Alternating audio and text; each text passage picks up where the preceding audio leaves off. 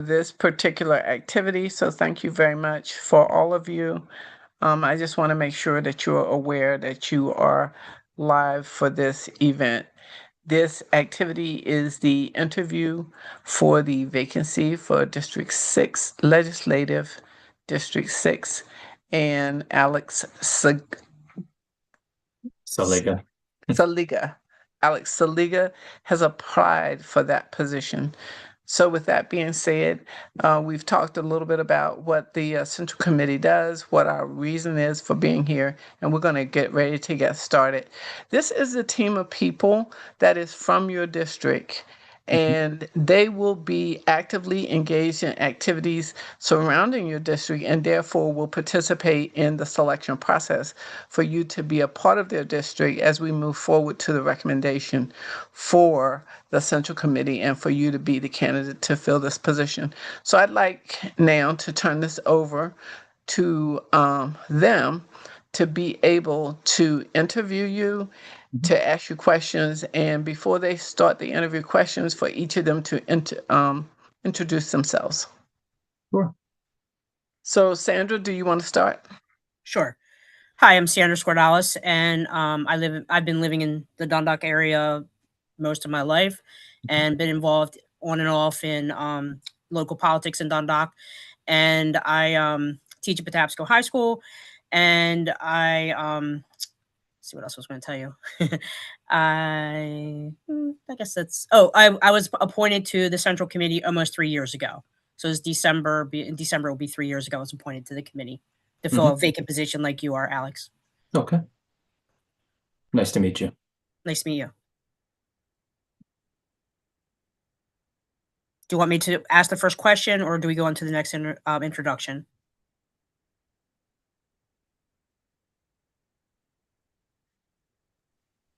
Corey, do you want to introduce yourself? Hey, good evening, Alex. Sorry, I'm at a conference right now in Nation City, but my name is Corey Edwards. I am on the State Central Committee as well, elected 2 terms. So serving, this will be the 8th year at the conclusion of this term. And ran for State Senate in 22. It's a pleasure to meet you and looking forward to hearing more. Thank you. Yes, sir. Nice meeting you as well. And I'm going to ask Rashida if she'd introduce herself. Both she and Corey will not be able to interview you with questions because of their situation. Rashida, you're going to, there you go. Hi, my name is Rashida Gray. I have taught in the Middle River area for over 40 years. Now presently I run my own daycare / school in the Middle River area. I have lived in Dundalk, Middle River, most of my life, and I am built a lot of bonds and just wanting to work hard to build the communities up and join the communities. Nice to meet you. Nice to meet you too. Okay, Lakeisha. Hi, my name is Lakeisha Hawes. I've lived in the Essex community for a very long time. Currently, I'm working as a 911 dispatcher for Baltimore County 911 Center. Central Committee, I was in it for 3 years, and this year I am trying to be elected. So this will be my first election. Nice to meet you too. And last but not least, Ed. Hi, Alex. Nice to meet you. Thank you for applying. I'm Ed Kreiser. I'm a lifelong Southeast Side resident in Baltimore County. I work for Baltimore County Rec and Parks. I was elected to the Central Committee from District 6 last election. So I'm almost done my first full 4-year term. And then I'm also, of course, running for a county council in District 9. Awesome. Okay, so with that being said, we will start the interview process. The first thing I want to share with you, Alex, is that we want to give you the opportunity to have an opening statement that will be approximately 2 minutes long. And if And in addition, the interview questions that each of your colleagues will be asking you, you will have a minute and a half to respond to each of those questions. And there are 12 questions altogether. And at closing, you may have a 2-minute summary, and then we'll ask you to step away for a few moments. We will have them discuss moving forward or the decision that they want to have to make the recommendation to move forward or not with this candidacy. And then they'll come back and they'll render their decision to me. Okay, sounds All good. right. So with that being said, I'll ask you to please feel free to have your 2-minute opening, and then Sandra will start with the interview questions. Okay. Well, again, very nice meeting all of you, and I appreciate you taking time out of your day for this process. But I am Alex Saliga. I am a lifelong Dundalk resident as well. Very, very sentimental spot in my heart for Dundalk, so much so that I just recently closed on my first home, which also happened to be my childhood home right down the street from St. Rita's Church. And so this community holds a very near and dear place to my heart. And this has been something that has always been something that I've been trying to do, get involved more politically. But up until now, have never really had I guess I would say, an actual opportunity to do so. So I'm looking forward to being able to answer the questions as thoughtfully as I can and hopefully get the ball rolling moving forward. Great. Thank you, Alex. Mhm. So the first question is, why do you want to be on the Baltimore County Democratic Central Committee? Yes. So the biggest thing I would say to that, Sandra, I've always been incredibly, especially recently, I would say over the last 10 years, been incredibly passionate about politics. But it seems like mostly what I've been able to do has been, by and large, just shouting into the void on social media. And so I'm looking forward to actually having an actual role in the political sphere, especially in my local community here, so that I can make substantive change for the better and progress Dundalk forward, and also rehabilitate areas that have seen, get pushed to the wayside in my lifetime as well. Thank you. Mhm.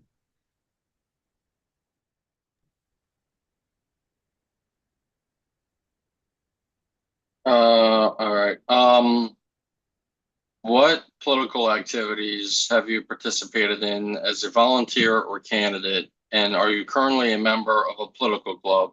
Specifically, have you ever done any of the following? Where and when did you do it? Door to door, canvassing, phone banking, voter registration, get out the vote activities, and helping voters get to the polls or electioneering?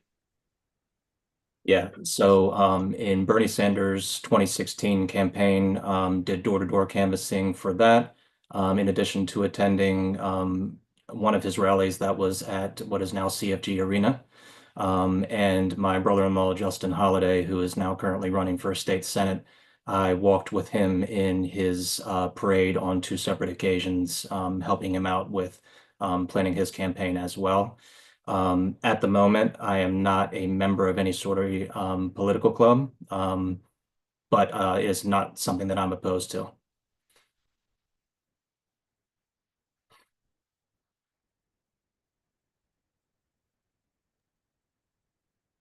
Lakeisha, you want to ask the third one?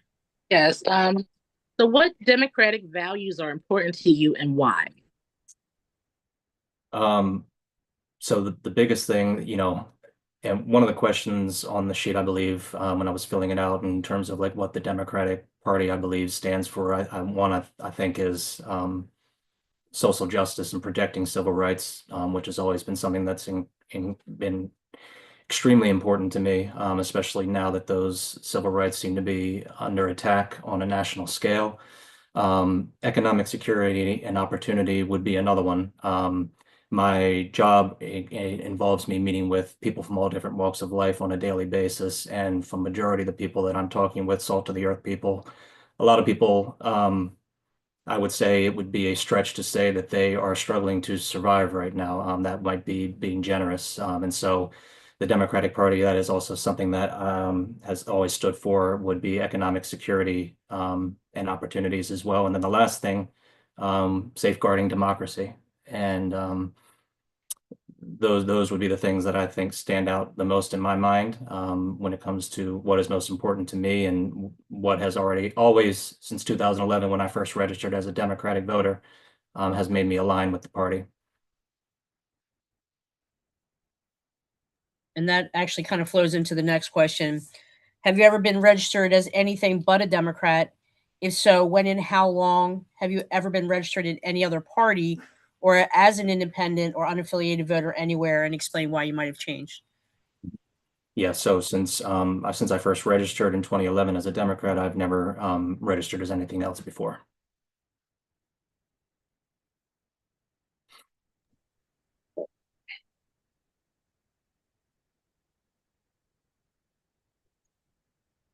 Okay. We hold our meetings on the third Tuesday of each month at 7 p.m. and are required to attend two statewide meetings each year that are typically held in June and December in various parts of the state. Are there time commitments or conflicts of interest that would prevent you from attending these meetings as well as otherwise fully participating as a member of the committee? So fortunately for my role, for my profession, I actually have Tuesday evenings and afternoons fully available for as long as I'm working with this company. And so time commitment will not be a problem for me for Tuesdays.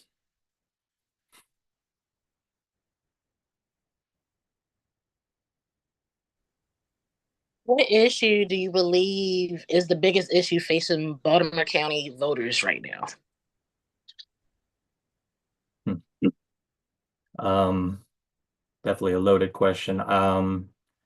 So I think the biggest thing right now, and again, majority of what I know about this is like from what I read in the news and from just face-to-face interactions I have with people around the community, but the financial burden of the increasing hikes in the cost of energy is a big problem. In terms of BG&E's rate hikes is a big problem. Um, and the other big thing is, I would say for me is making sure, because I know the primary is coming up in next month in June, is making sure that we reform a unified front going into the November election to make sure that we defeat whoever is on the Republican ticket. But outside of that, it would be mostly right now the financial strain and the increased cost of living. What do you believe are primary principles of the Democratic Party, and do you believe there is room for equivocation from these principles? So I believe, yeah, this was the question I think I was referring to earlier, where I think the three main things that I focus on, or what I think of when I think about the Democratic primary, or excuse me, party, primarily has to do with, again, protecting social and civil liberties, economic opportunity, and then also safeguarding democracy. And I don't think there's any room for equivocation on any of those because I believe a lot of what is the cause of the mess that we're in on a national scale today starts at this level. And I think what we do 1% of the time is what we do 99% of the time. And it's very important to me to make sure that we stand on principle when it comes to putting our money where our mouth is.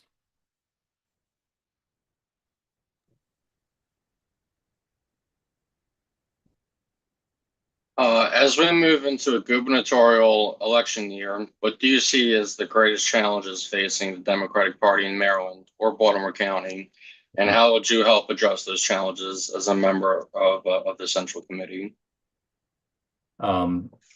So with that, again, I know the primary next month in June, the Democratic primary, making sure that as soon as that is over, working directly with local volunteer groups as well as local campaigns to actually form like an impact-driven front to make sure that once November rolls around, the party is reunified towards making sure that we were able to defeat the Republican ticket,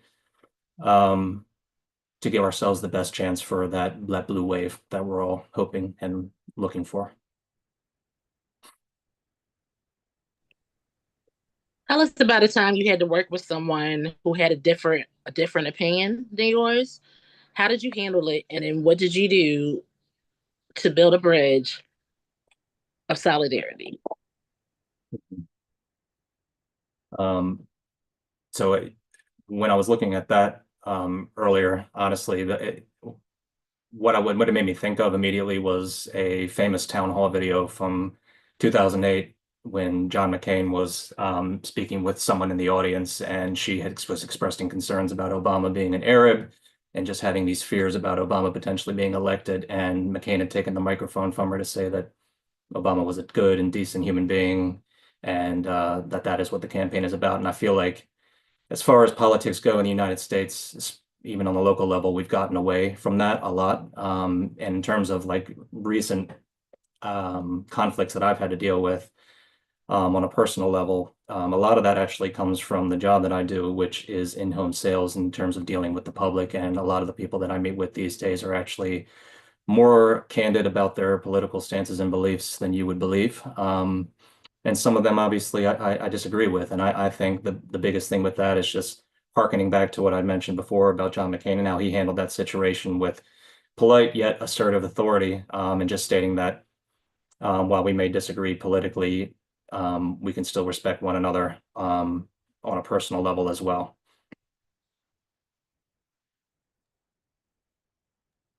Okay, I'm going to combine two questions because as a member of the Central Committee, generally we all serve on subcommittees.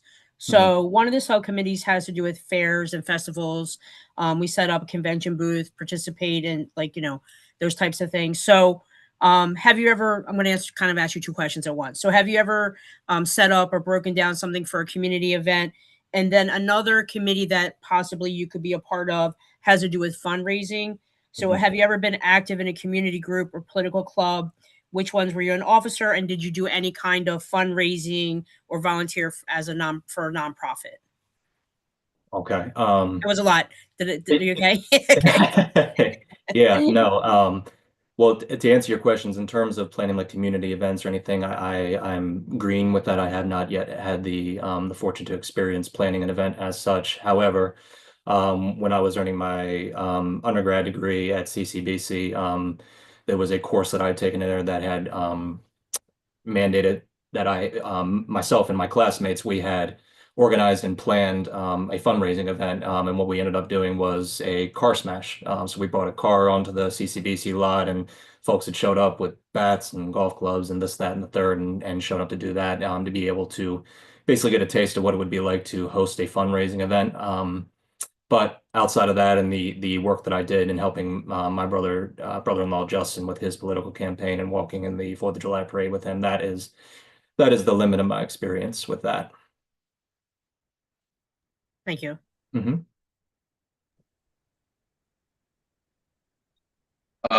Okay.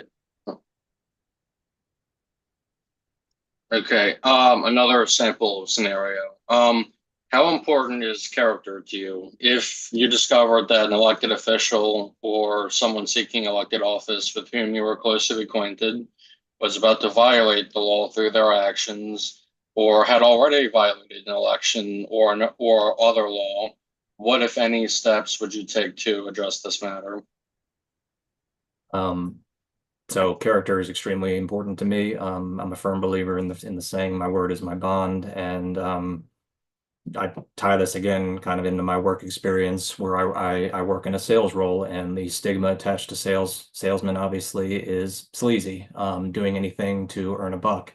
Whereas I have been able to be successful in my role and earn a living by doing the opposite, by being very openly empathetic, hearing people's needs, and actually respecting those things. And so when it comes to character and integrity, I think that without those two things, it's just tough. And so if something like that were to happen, that would be something that I would be reporting immediately.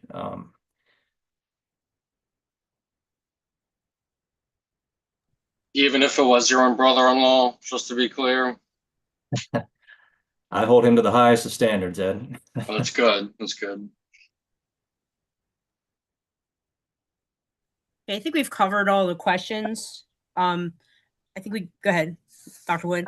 I believe there's a question that Lakeisha probably needs to ask. I think Ed may have accidentally jumped over it. And it's an important question about how people deal with others that are hostile.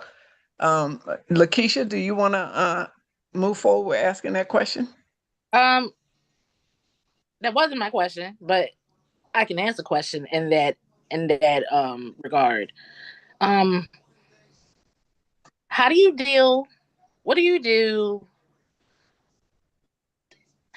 How do you manage hostile people in hostile environments? Yeah.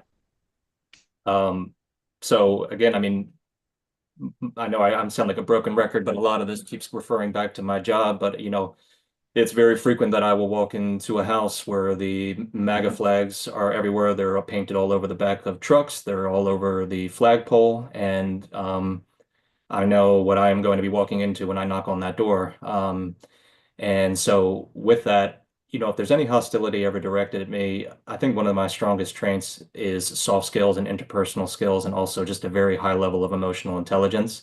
And those things, I think, as AI continues to absorb a lot of the job market, as well as what it's just going to do to us on the biological level, I think those traits are going to be, looked at in the same way that we look at gold in the next 15 to 20 years. And so having those skills and being able to understand that when someone is being nasty with me or hostile with me, it's not necessarily a reflection of who I am. Oftentimes it's just there's something there beyond what I'm able to see. And so I never take it personally. And I'm able to deflect or pivot from the situation to make sure that the situation doesn't escalate into anything else other than a disagreement.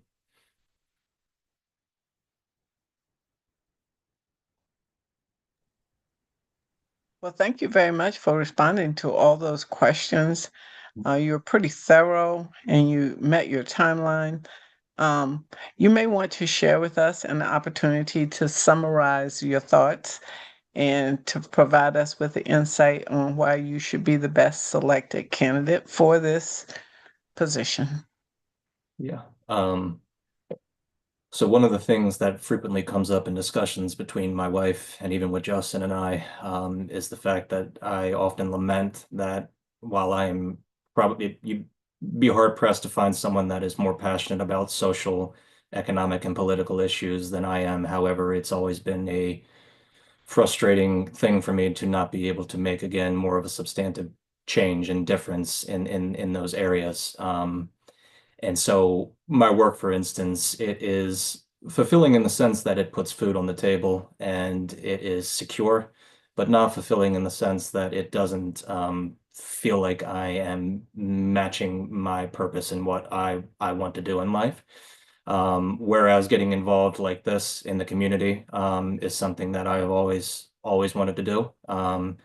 It is something that I am extremely passionate about, as I said, and I feel like with my skills and my knowledge, that I would be a very beneficial addition to the committee.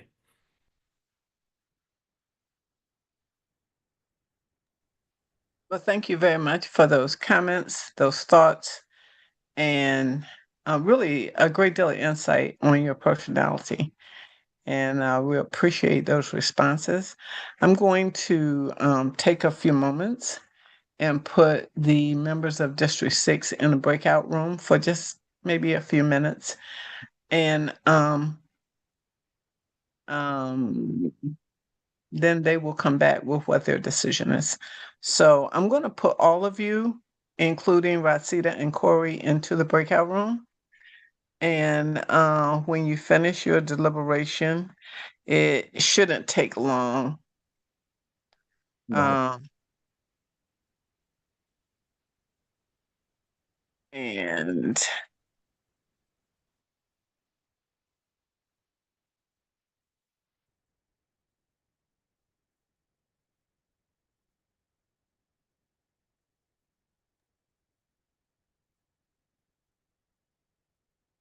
Would you like me to stay here, Charlotte, just to confirm? Yes, I think it would be best Right. for you to stay here with us. I was going to have you um